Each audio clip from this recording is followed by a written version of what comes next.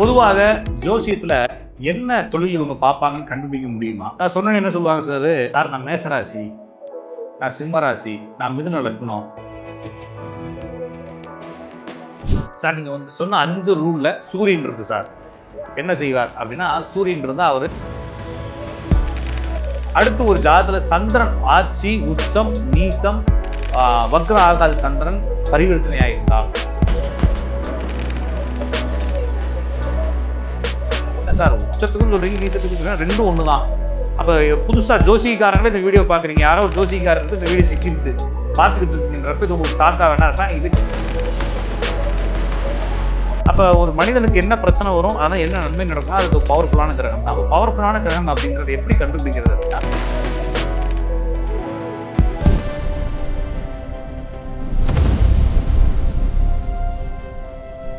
OMG பக்தி நேயர்கள் அனைவருக்கும் அன்பு வணக்கங்கள். நான் உங்கள் ஜோதிடன் ராஜன் அடிக்காப்பா. மீண்டும் இந்த காணொலி வாயிலாக உங்களை சந்திப்பதில் மிகுந்த மகிழ்ச்சி. நண்பர்களே, இந்த சேனலில் ஆன்மீகம் மற்றும் ஜோதிடம் சார்ந்த பல தகவல்களை தொடர்ச்சியாக பார்த்துட்டு வரோம். இன்று நாம் பார்க்கக்கூடிய தலைப்பு ஜோதிட தலைப்பு தான். பொதுவாக ஜோசியத்தில் என்ன தொழில் இவங்க பார்ப்பாங்கன்னு கண்டுபிடிக்க முடியுமா? நான் சொன்னேன்னு என்ன சொல்லுவாங்க சார் நான் மேசராசி, நான் சிம்மராசி, நான் மிதுன லக்னம், 10 குடையோன், 6 குடையோன். இப்போ ஜாதகத்தில் 6ஆம் இடத்து அதிபதியும் 10ஆம் இடத்து அதிபதியும் 10ல் அமர்ந்தவன், 10ஆம் அதிபதி இடம் கொடுத்தவன் இப்படின்னு சொல்லி எல்லாம் பார்க்குறாங்களே சார். அல்லது இந்த ராசிக்காரங்க இன்னும் ஈஸியாக நிறைய பேர் என்ன சொல்கிறாங்க, மேசராசிக்காரங்களே நீங்கள் இந்த தொழில் செய்வீங்க, ரிஷப ராசிக்காரங்களே இந்த தொழில் செய்வீங்க, இதெல்லாம் சரியா சார் அப்படின்னா இதெல்லாம் தப்பு. ராசியை வச்சோ நட்சத்திரத்தை வச்சோ அல்லது லக்கணத்தை வச்சோ இவர் இந்த தொழில் செய்வார் அப்படின்னு சொல்கிறது சும்மா குருட்டாம்போக்கில் அடிச்சு விடுறது, சும்மா சிக்கனா அடித்து ஊற்றி விடலான்ற மாதிரி என்ன செய்வாங்கன்னா ஊற்றுறதுக்கலாம். அப்போ லாஜிக்காக என்ன பார்க்கலாம் அப்படின்னா, ஒரு ஜாதகத்தில் எந்த கிரகம் பலமானதோ அந்த கிரகத்தினுடைய தொழிலை ஜாதகர் செய்வார். இன்னும் ஈஸியாக புரிஞ்சுக்கணும்னா, ஒரு ஜாதகருக்கு என்ன பெயர் இருக்கிறதோ அந்த பெயரை சார்ந்த தொழில்களை அல்லது அவங்க அப்பா அம்மா மாமா சித்தி இவங்களுடைய, அதாவது அந்த குடும்பத்துக்குள்ள யாரெல்லாம் இருக்காங்களோ அவங்களுடைய தொழில், அந்த பேருனுடைய கிரக தொழிலை செய்வார். அது கண்டுபிடிக்கிறது கஷ்டம் அப்படின்னா நீங்கள் டைரெக்டாக ஜாதகத்துக்குள்ளே வந்துடலாம். அப்போ ஒரு ஜாதகத்தில் பவர்ஃபுல்லான கிரகம் தான் அவருடைய தொழிலை நிர்ணயம் செய்கிறது. அப்போ ஒரு மனிதனுக்கு என்ன பிரச்சனை வரும், அதாவது என்ன நன்மை நடக்கும்னா அதுக்கு பவர்ஃபுல்லான கிரகம் தான். அப்போ பவர்ஃபுல்லான கிரகம் அப்படின்றத எப்படி கண்டுபிடிக்கிறது அப்படின்னா, ஒரு ஜாதகத்தில் ஆட்சி பெற்ற கிரகம்.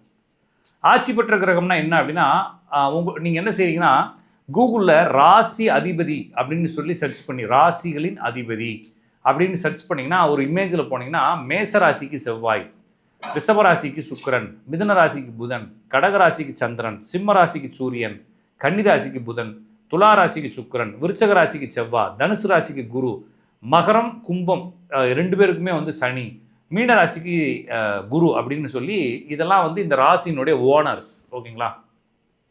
அப்போ இந்த ராசியோட ஓனர் அப்படிங்கிறப்ப என்னுடைய ஜாதி திறக்கிறப்ப என்னுடைய ஜாதத்தில் மேச ராசியில் செவ்வாய் இருக்குது.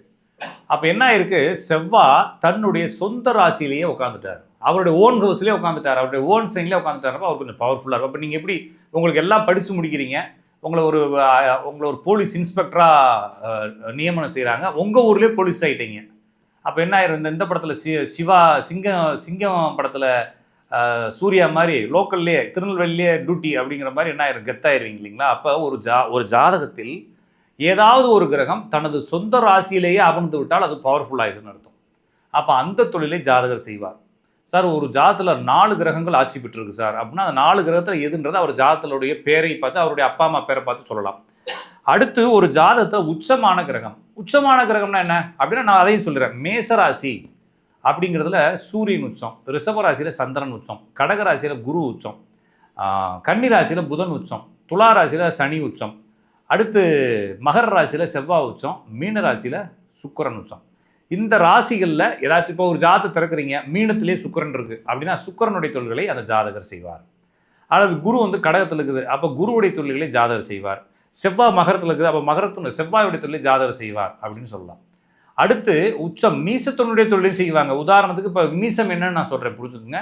மேசராசியில் சனி நீசம்,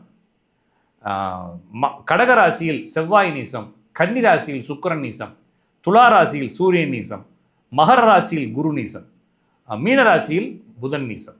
அப்போ இந்த ராசியில் இந்த ஒரு ஜாதகம் திறக்கிறீங்க, புதன் மீன ராசியில் இருக்குது அப்படின்னா புதனுடைய தொழிலை ஜாதகர் செய்வார். என்ன சார் உச்சத்துக்கும் சொல்கிறீங்க, நீசத்துக்கும் சொல்கிறீங்க, ரெண்டும் ஒன்று தான்.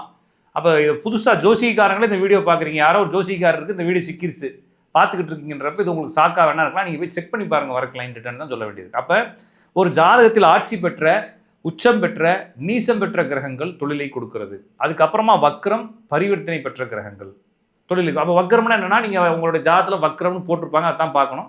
பரிவர்த்தனைனா 2 கிரகங்கள் மாறி இருக்குது, அதுவும் வந்து எழுதியிருப்பாங்க, அதை பார்த்துக்கலாம். அப்போ வக்ரம், பரிவர்த்தனை, உச்சம், நீசம், ஆட்சி, இந்த 5 ரூலில் ஒரு கிரகம் இருந்தால் அவர் அந்த தொழிலை செய்வார்.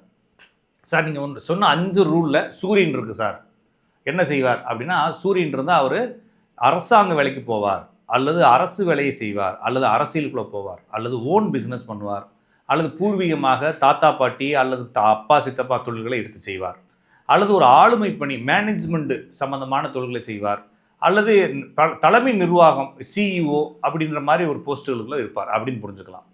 அடுத்து ஒரு ஜாதகத்தில் சந்திரன் ஆட்சி, உச்சம், நீசம், வக்ரம் ஆகாத சந்திரன் பரிவர்த்தனையாக இருந்தால் அவர் ஐடி ஃபீல்டு, அப்புறமா விவசாயம், உணவு, போக்குவரத்து, அயல்நாட்டு பணிகள், மீடியா, மார்க்கெட்டிங், இந்த மாதிரி தொழில்கள் செய்வார்.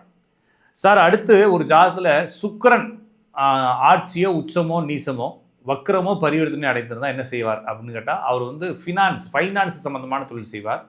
டெக்ஸ்டைல், அழகுக்கலை, ஆபரண பொருள்கள், கட்டுமான விஷயங்கள், அப்புறம் மார்க்கெட்டிங் பண்ணுறது, அப்புறமா வந்து இந்த கல்யாண மண்டபம் கட்டி வாடகை, பில்டிங் கட்டி வாடகைக்கு விடுறது, அப்புறமா அழகுக்கலை, ஆபரண பொருட்கள், அலங்கார பொருட்கள், ஆபரணங்கள், ஆடை, இந்த மாதிரி அணிகலன்கள், இந்த மாதிரி தொழில்களை அவர் செய்வார். அடுத்து ஒரு ஜாதகத்தில் புதன் அப்படின்ற கிரகம் பவர்ஃபுல் ஆச்சுன்னா மெடிக்கல், கெமிக்கல், சிமெண்ட், பெயிண்ட், அப்புறமா சொல்லிக் கொடுக்கறது, அப்புறமா டாக்குமெண்ட் பண்ணுறது, அதுக்கப்புறமா மருத்துவம், அதுக்கப்புறமா மின்சாரம், அதுக்கப்புறம் பிளம்பிங், இந்த மாதிரி தொழில்களை செய்வார். அடுத்து ஒரு ஜாதகத்தில் செவ்வாய் பலமாயிட்டா உணவு, மருத்துவம், இயந்திர பொறியாளர், அப்புறமா வந்து பாதுகாப்பு பணி, அப்புறம் இந்த மாதிரி பணிகளை செய்வார். ஒரு ஜாதகத்தில் குரு என்ற கிரகம் பவர் ஆகிட்டா அதிகார தோரணையில் இருக்கக்கூடிய பணிகள், பவர்ஃபுல்லான, அதாவது மதிப்பு மிக்க பணிகள், அல்லது வந்து பணத்தை வைத்து செய்யக்கூடிய பணிகள், அட்வைஸ் கொடுக்கக்கூடிய பணிகள், தலைமை ஏற்கக்கூடிய பணிகள், ஏஜென்சிஸ், இதெல்லாம் செய்வாங்க. ஒரு ஜாதகத்தில் சனி அதிகாரம் ஆகிட்டா சர்வீஸ் ஓரியன்டாக மக்கள் பணி அப்படின்னு சொல்கிறாங்களா, அதிக மக்களோட தொடர்பு கொள்ளக்கூடியது, அப்புறமா வந்து கவர்மெண்ட்டுக்கும் மக்களுக்கும் இடையில் இருக்கக்கூடிய சில விஷயங்கள், தொழில்களை எடுத்து செய்கிறது, கான்ட்ராக்ட் பண்ணுறது, சுத்தப்படுத்துறது, இந்த மாதிரி தொழில்களை செய்வாங்க. அப்போ இந்த நான் சொன்ன 5 ரூல்களில் நான் சொன்ன இந்த 7 கிரகங்களில் எந்த கிரகம் தான் அந்த தொழில் செய்வார். சார் இப்போ 2 கிரகம் பவர்ஃபுல்லாக 2 தொழிலையும் அவர் செய்வார். எப்போ செய்வார்னா அந்த ஜாதகத்தை வச்சு தான் நீங்கள் கண்டுபிடிச்சு சொல்ல முடியும்.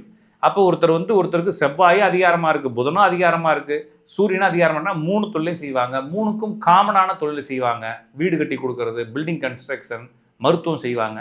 சிலர் இதை தனியாக வரிசையாக செய்வாங்க. அப்போ ஒரு மனிதனுடைய தொழிலை நிர்ணயம் செய்வது அந்த ஜாதகத்தில் உள்ள பவர்ஃபுல்லான கிரகம் தான். அப்போ பவர்ஃபுல்லான கிரகம்னா வக்ரம், பரிவர்த்தனை, ஆட்சி, உச்சம், நீசம், இந்த கிரகங்கள் முக்கியமானது. இதை விட இன்னும் ஒரு சின்ன முக்கியமான ஒரு பாயிண்ட் சொல்கிறேன். ஒரு கிரகம் ஒரு ராசியினுடைய ஆரம்பத்தில் 0லேருந்து 2 டிகிரிக்குள்ளே இருந்தாலோ, அல்லது 28லேருந்து 30 டிகிரிக்குள்ளே இருந்தாலும் அந்த கிரகம் பவர்ஃபுல்லானது, அதனுடைய தொழிலை ஜாதகர் ரொம்ப விரும்பி செய்வார் அப்படிங்கிறத புரிஞ்சுக்கலாம். இதுபோல் இன்னும் எளிதான புரிந்து கொள்ளக்கூடிய ஜோதிட தகவலுடன் அடுத்த வீடியோவில் உங்களை சந்திக்கும் வரை உங்களிடமிருந்து விடைபெறுவது உங்கள் அன்பு ஜோதிடன் ராஜன் அடிக்காப்பா.